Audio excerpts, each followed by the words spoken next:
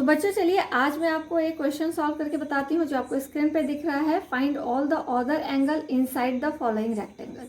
ये क्या है, एक रेक्टेंगल है जो यहाँ पे दिया हुआ है, इसके अंदर के जितने भी एंगल्स हैं वो हमें बताने हैं। ओके, तो सारे एंगल्स हमें बताने हैं। हमें पता क्या है यहाँ पे कि this figure is a rectangle. Okay, अब ये फिगर रेक्टेंगल है और चीज क्या पता है हमें, ये एंगल पता है और ये साइड यानी कि A O, O C, O B and D O, ये सारे साइड्स क्या हैं, बराबर हैं। This is equal to this is equal to this is equal to this का मतलब यहाँ से यहाँ तक, यहाँ से यहाँ तक, यहाँ से यहाँ तक और यहाँ से यहाँ तक, ये सब क्या है, इक्वल है। तो ये तीन चीजें हमें पता है। अब इस तीन चीज को लेके हमें सारे एंगल्स निकालने हैं। तो देखिए हम लोग कैसे निकालते हैं। अब in triangle A O B, अब आपको देखने से लग रहा है कि ये क्या है, जब ये साइड्स बराबर हैं तो ये ट्राइंगल इसके क्या है, सिमिलर है और ये ट्राइंगल इसके सिमिलर है। ठीक है, एक ट्राइंगल यहाँ दिख रहा है आपको, एक यहाँ, एक यहाँ, एक यहाँ। तो दिस ट्राइंगल इसके सिमिलर है और ये ट्राइंगल इसके सिमिलर है। अब देखिए हम लोग क्या करते हैं, angle A O B and triangle D O C, triangle D O C, इस ट्राइंगल और इस ट्राइंगल के अंदर हमें देखना है। तो यहाँ पे क्या है, angle O A B is equal to D C O, this angle is equal to this angle. क्यों इक्वल होता है, क्योंकि यहाँ पे कुछ रूल्स हम लोगों ने पहले पढ़ा है कि जब दो पैरेलल लाइंस को एक लाइन क्रॉस करती है तो ये एंगल और ये एंगल क्या होते हैं, अल्टरनेट इंटीरियर होते हैं जो कि इक्वल होते हैं।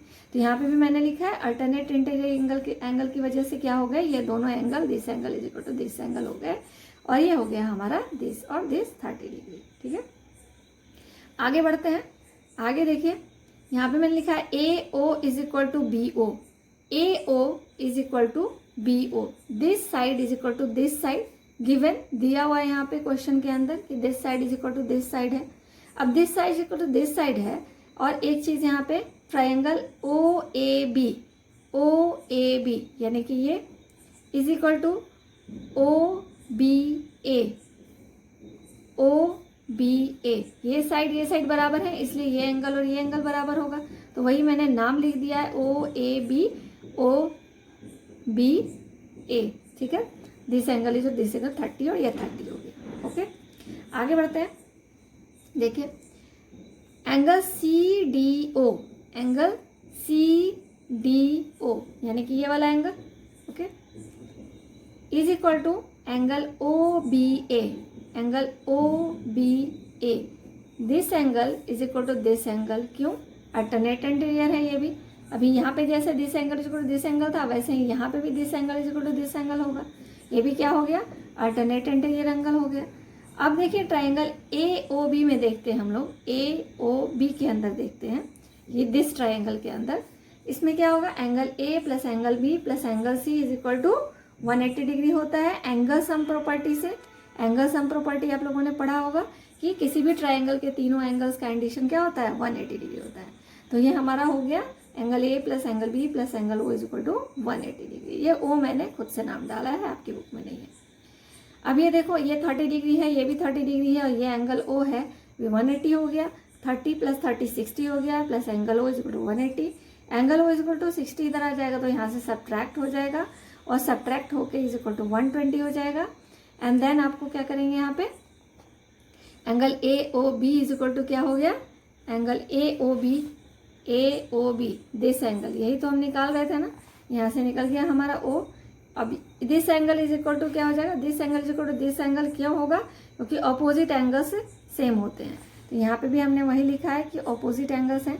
तो this angle is equal to this angle लिखा है, यानी कि this angle is equal to this angle. इसकी नेमिंग कर देंगे हम लोग ऐसे, A O B is equal to D O C is equal to 120 degree. तो ये एंगल्स हमारे आ गए। अब चलिए आगे बढ़ते हैं।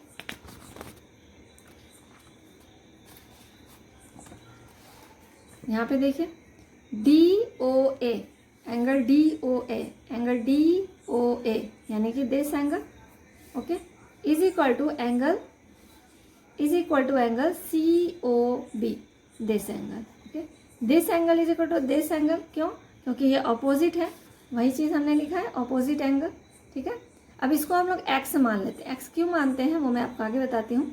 एक्स हम इसको इसलिए मानते हैं क्योंकि हम क्या करेंगे, this angle plus this angle plus this angle plus this angle is equal to 360। क्यों, एंगल सम प्रॉपर्टी। किसी भी पॉइंट पे अगर कोई एंगल बनता है तो वो कितना एंगल बनता है, 360 का बनता है। इसलिए यहाँ पे हम वही करेंगे। इन एंगल्स के मैंने नाम लिख दिए हैं, दिस एंड दिस, इन सब के मैंने नाम लिख दिए हैं, is equal to 360 angle sum property. ठीक है, अब यहाँ पे देखिए एक यहाँ पे x आएगा, इसको हमने क्या किया, x माना है इन दोनों को, तो इन दोनों की जगह पे हम क्या लिखेंगे, x लिखेंगे, एंड ये हमारा हो गया 120 एंड 120, तो 120 120 दो हो गए, x एंड x हो गया इज इक्वल टू 360।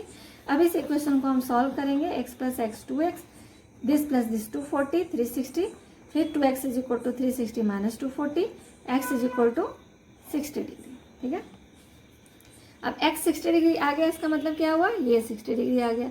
अब ये 60 है तो ये इसके बराबर है, तो ये भी 60 हो जाएगा। उसी चीज़ को हम लोग यहाँ पे लिख देते हैं, angle DOA is equal to 60 degree, angle COB is equal to 60 degree. Clear. अब चलिए आगे बढ़ते हैं। अब हमारे इंटीरियर एंगल सब पता चल गए, ये और ये पता चल गया, ये पता चल गया और ये पता चल गया। ठीक है, अब हमें पता क्या करना है, इसमें ये वाला पता करना है, ये और ये। तो जब ये एक निकल जाएगा तो ये सारे सेम हो जाएंगे। क्यों सेम हो जाएंगे, because this is a rectangle figure. ठीक है, तो उसी चीज को हमें एक्सप्लेन करना है बस। तो ये कैसे निकलेगा, तो ये हमारा क्या रेक्टेंगल है, तो this angle will be 90 degree, तो 90 में से 30 सब्सट्रैक्ट कर देंगे तो हमारा ये एंगल निकल जाएगा।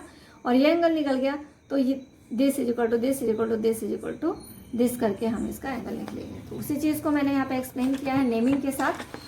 यहाँ पे देखिए angle DAB is equal to angle ABC is equal to angle CDA is equal to angle BCD is equal to 90 degree. इनके नेमिंग कर दिए हैं मैंने, this is equal to this is equal to this is equal to this is equal to 90 degree. Rectangle figure है इसलिए। Angle DAO is equal to what, 90 minus 30, तो वहीं यहाँ पे करेंगे 90 माइनस 30, 60 डिग्री, हमारा 60 डिग्री आ गया। DAO 60 आ गया, तो ये हमारा BCA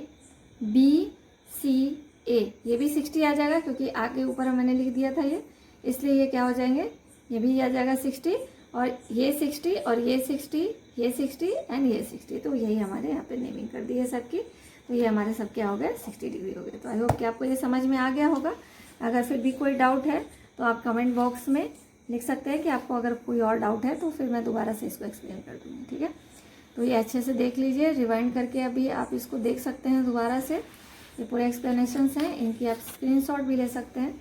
नेमिंग आप आराम से अपने हिसाब से भी कर सकते हैं, ये मैंने अपने हिसाब से किया है, बाकी तो आपकी बुक में दिया हुआ होगा जो नेमिंग आप उसी को लेकर करेंगे। ये मैंने एक्स्ट्रा एक ओ डाला है, बाकी आपकी बुक के अकॉर्डिंग ही है। और नेमिंग में आप जहाँ भी जो चीज़ शो कर रहे हैं ना, एंगल के लिए मैं आपको एक चीज़ बता दूं कि जो भी एंगल आपको बताना है उस एंगल को हम लोग बीच में रखते हैं, आगे और पीछे। जैसे हमें एंगल O बताना है, एंगल O बताना है इसके रेस्पेक्ट में, तो हम AOB लिखेंगे, और एंगल O अगर बताना है इस ट्राइंगल के रेस्पेक्ट में तो हम DOC लिखेंगे। इस तरह से हम इसको लिखते हैं। ठीक है, तो चलिए हो गया हमारा ये क्वेश्चन। आगे हम नेक्स्ट क्वेश्चन को सॉल्व करेंगे।